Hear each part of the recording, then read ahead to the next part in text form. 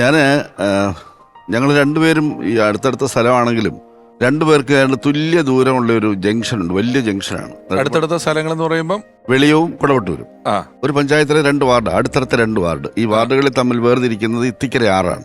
ആ അതിൻ്റെ ഒരു വശത്ത് ഞാനും മറുവശത്ത് മുരളി. അപ്പോൾ ഒരു പൊതു ജംഗ്ഷനുണ്ട്. നെടുമൺകാവ് എന്ന് പറയുന്നത് വലിയ ചന്തയും ഒക്കെ ഉള്ള ഒരു വലിയ ജംഗ്ഷനാണത്. അവിടെ ഞാനൊരു പാരൽ കോളേജിൽ പ്രവർത്തിക്കുന്നുണ്ട്. ഞാൻ പഠിക്കുന്ന കാലത്തെ പഠിപ്പിച്ചു തുടങ്ങി. 71 ഞാൻ MA കഴിഞ്ഞ് നിൽക്കുമ്പോൾ ആ പാരൽ കോളേജ് സജീവമായിട്ട് നിൽക്കുകയാണ്. എനിക്ക് 72 ജോലി കിട്ടുന്നത്. നേരെ എതിർവശത്തൊരു പാരൽ കോളേജുണ്ട്. അവിടെ മുരളി പഠിപ്പിക്കുന്നുണ്ട്. അധ്യാപകനായിട്ട് ആ റോഡിൻ്റെ നേരെ അപ്പുറം ഇപ്പുറമാണ്. മുരളി എന്താ പഠിപ്പിക്കുന്നത്? ഏത് ഭാഷ? മുരളി ഹിസ്റ്ററിയാണ്. കാരണം ശാസ്താംകോട്ട കോളേജിൽ നിന്ന് പിന്നെ പുറത്താക്കപ്പെട്ട് നിൽക്കുകയാണ്. അപ്പോൾ അവിടെ വരും. ഞങ്ങൾ രണ്ടുപേരും ഊണ് കഴിക്കുന്ന ഈ 2 പാരൽ കോളേജിനും ഇടയ്ക്കുള്ള ഒരു ഹോട്ടലുണ്ട്. ഉച്ചയ്ക്ക് ഊണ് കഴിക്കുന്ന അവിടെയാണ്. അപ്പം ഞങ്ങൾ ഒന്നിച്ചിരുന്നാണ് ഊണ് കഴിക്കുന്നത്. അപ്പം ഞാൻ അതിനു മുമ്പൊക്കെ തന്നെ നാടകങ്ങളി നാട്ടിൽ സ്ഥിരമായിട്ട് നാട്ടിൻപുറത്തുള്ള നാടകങ്ങളിൽ ശീലമാണ്. മുരളിയുണ്ട്. അപ്പം ഇത് കുറച്ചുകൂടെ ഗാഠമായ ഒരു സൗഹൃദമാകുന്നത് ഈ ട്യൂട്ടോറിയൽ കാലയളവിലാണ്. പക്ഷേ 72 എനിക്ക് ജോലി കിട്ടി. ഞാൻ കാസർഗോഡ് ഗവൺമെൻറ് കോളേജിലേക്ക് ജോലി കിട്ടി അങ്ങ് പോയി.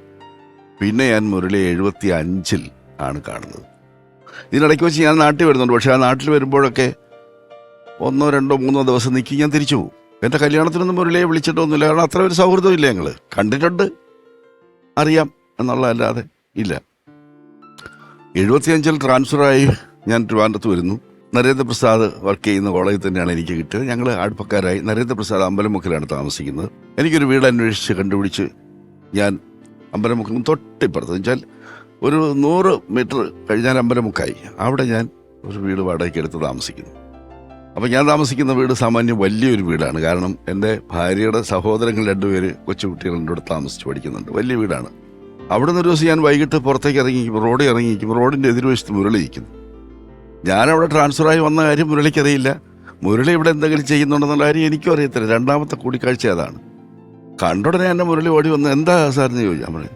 മുരളി ഞാനിങ്ങനെ കാസർഗോഡായിരുന്നു. അല്ല അതെനിക്കറിയാമായിരുന്നു. അന്ന് ജോലി കിട്ടി പോകുമ്പോൾ ഒരു യാത്രയപ്പൊക്കെ നടന്നതൊക്കെ നമ്മൾ അറിഞ്ഞിരുന്നു. അത് ഇപ്പോൾ ട്രാൻസ്ഫറായി വന്ന് ഇവിടെ താമസിക്കുമെന്ന് പറഞ്ഞു. അപ്പോൾ മുരളി പറഞ്ഞു ഞാൻ താണ്ടി ഇവിടെ താമസിക്കുന്നത്. അവിടെ ഒരു മുറി വാടകയ്ക്ക് എടുത്തിട്ട് മുരളിയും മുരളി ഒന്ന് LLBക്ക് പഠിക്കുകയാണ്. അപ്പോൾ അത് പിന്നെ വൈകുന്നേരങ്ങളിൽ ചിലപ്പോഴൊക്കെ അന്ന് നാടൻകളി തുടങ്ങിയിട്ടില്ല. വൈകുന്നേരങ്ങളിൽ ചിലപ്പോൾ ഫ്രീ ആകുമ്പോൾ എൻ്റെ അവിടെ വന്നിരിക്കും. ഞങ്ങൾ ചിലപ്പോൾ രാത്രി മുഴുവൻ അവിടെ ഇരുന്ന് വർത്താനമൊക്കെ പറഞ്ഞിട്ട് അവിടെ കിടന്നുറങ്ങും. രാവിലെ എഴുന്നേറ്റ് പോകും. അങ്ങനെ ഒരു ഗാഢമായ സൗഹൃദം പിന്നീടുണ്ടായി.